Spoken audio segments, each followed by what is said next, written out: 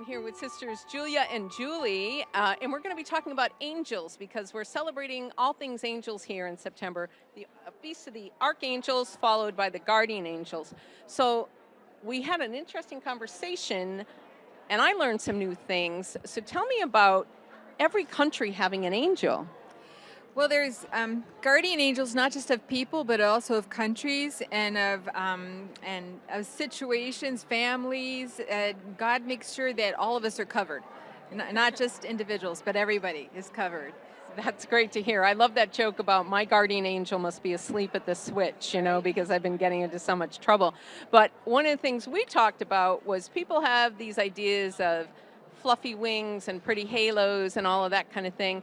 But this is an important role. So tell us about that. Yeah, so our angels, God's infinite, right? And so when he creates, he uses his whole imagination when he creates. And so every single angel is absolutely 100% unique from another one. But when he gives us a protector, he's giving us a protector. He's not giving us a fluffy teddy bear to protect us or like a comfort blanket. He's giving us really something that is going to be helping us and personally involved in our life to help us to get to heaven. Like that's our guardian angel's job. So more than feathers, we should really be thinking about armor. That's great to hear. It's some power, a powerful force there in our lives. And you shared an interesting story about your prayer for a bus driver. So tell us a little bit about that. Yeah, I was on a drive with about 6 or 7 buses in caravan with 50 teenagers on each bus, and the roads were really icy, and the buses were starting to slide a little bit. And my first instinct was to start praying to the guardian angels of each of these children on the bus, but then also the bus drivers themselves, because we can do that.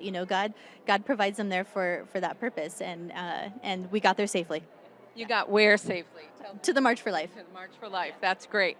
And so I was just really touched by your description of some of the technical aspects of the angels and the different roles that they play. So can you expand on that a little bit? I could, if you remind me, what exactly? So we were talking about, there's specific roles for angels that they have, and it was carrying on that theme of a state has an angel or a country has an angel. Right. I think the way the conversation started was the fact that each of us are so precious to God that we have our own heavenly protector.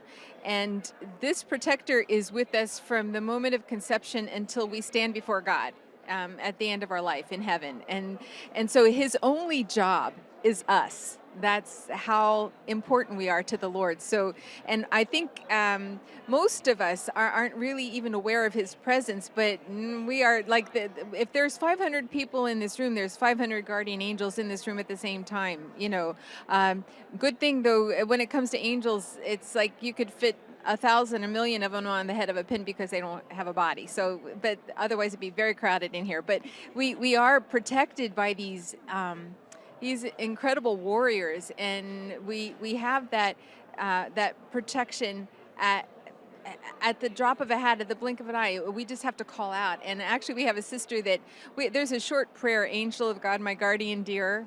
Okay, it's a very, very short prayer, but a lot of times our sister will just really abbreviate it.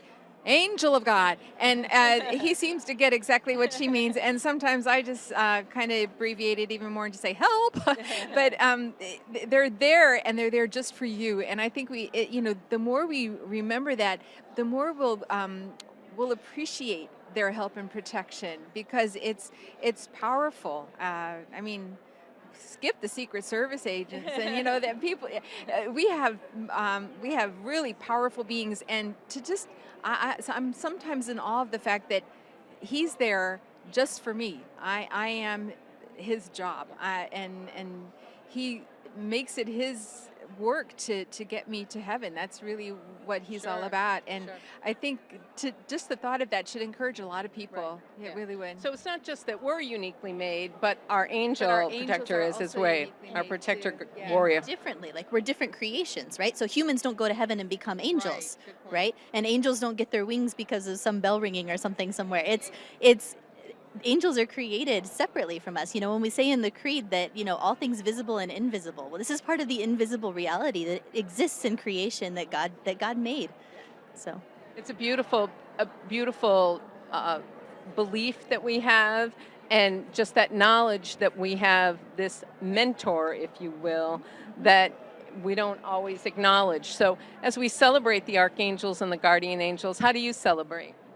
Um, I think just taking some extra time to acknowledge the presence, and there's a beautiful prayer in the tradition that our congregation has that basically says, like, I'm looking forward to the day that you and I can be worshiping God together in heaven. Oh, You know, that's great. to the guardian That's angel, great. and I love that. I also really love the story of the archangel Raphael and Tobit, right, in the book of Yes. the Bible. So read the book of Tobit. Yes. That's a great way to do it. Tobit is one of my favorites because Yeah. it's short. Yeah. So Sister's going to pray on the Feast of the Archangels. I'm going to have angel food cake. So I hope you have a great Feast of the Archangels and Guardian Angels. And now back to the rest of This Is the Day.